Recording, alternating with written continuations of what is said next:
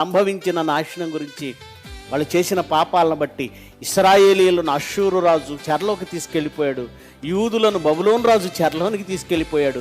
వాళ్ళకు రాబోయే ఇంకా జరగబోయే విపత్కరమైనటువంటి పరిస్థితులు, నాశనం, జరిగిన నాశనం, వీటన్నిటిని బట్టి ఉపవాస దినం చాటించి దేవుడి దగ్గరికి వచ్చి వాళ్ళు బ్రతిమలాడుకుంటున్నారు. అయ్యా పశ్చాత్తాపడుతున్నాం, అయ్యా మమ్మల్ని కాపాడు, మమ్మల్ని రక్షించు, ఈ శిక్షణ మా మీద నుండి తీసివేయి అని దేవుణ్ణి బ్రతిమాలుకుంటున్నారు. ఇది 40 దినాల ఉపవాసం కాదే, వాళ్ళు దేవునిని బ్రతిమాలుకొనుటకే ఏర్పరచుకున్న ఉపవాసం ఇది. ఇంకా అదే 2వ అధ్యాయము 12వ వచనం చూడండి.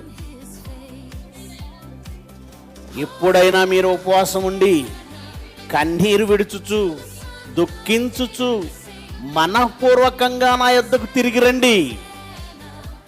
దేవుడు అంటున్నాడు, ఇప్పటికైనా మారండి, మీరు ఎప్పటికైనా ఉపవాసం ఉండి కన్నీళ్లు విడవండి, మనస్ఫూర్తిగా హృదయపూర్వకంగా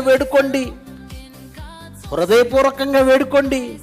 అంటే ఒకనాడు భయంకరమైన కష్టాలలో, భయంకరమైన చెరలో, భయంకరమైన నాశనంలో ఉన్న ఇశ్రాయేలీల్ని దేవుడు చెబుతున్నాడు, పశ్చాత్తాపడండి.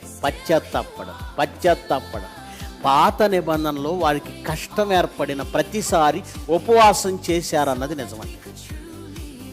ఎస్తేరు గ్రంథం మీ అందరికీ తెలుసు. హామాన్ అనేవాడు కుట్ర పన్ని యూదులందరినీ చంపేయాలని రాజు దగ్గర నుంచి ఒక అధికారాన్ని తెచ్చుకున్నప్పుడు, కోటలో ఉందండి, ఎస్తేరు కోటలో ఉంది, షూషను కోటలో. ఆ కోటలోనికి మొద్దుకై వెళ్ళాడు ఆమె దగ్గరికి. అమ్మా, యూదులందరినీ వినాశనం చేయమన్న ఒక ఆజ్ఞ రాజు దగ్గర నుంచి బయలుదేరింది. హామాన్ అనేవాడు కుట్ర పన్నాడు. ఈ క్షణంలో నువ్వు మౌనంగా ఉంటే నువ్వు కూడా యూదురాలివే, నిన్ను చంపేస్తారు, నువ్వు కదలాలి. అప్పుడు ఆమె ఏమన్నదో ఎస్తేరు గ్రంథం 2వ అధ్యాయం చదవండి.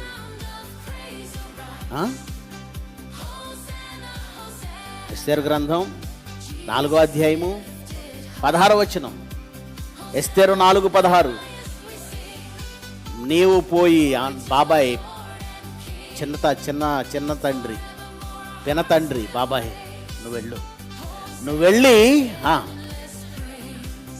శోషణనందు కనబడిన యూదులనందరినీ సమాజ మందిరానికి సమకూర్చు. నా నిమిత్తం ఉపవాసం ఉండి నేను వెళుతున్నాను, రాజు దగ్గరికి వెళుతున్నాను. ఆ రాజు సమావేశంలో ఉన్నాడు, ఆంతరంగిక సమావేశంలో ఉన్నాడు. ఆయన పర్మిషన్ లేకుండా ఎవరు వెళ్ళడానికి వీల్లేదు. ఎవరు వెళ్ళినా ప్రాణాలతో తిరిగి బయటికి రారు.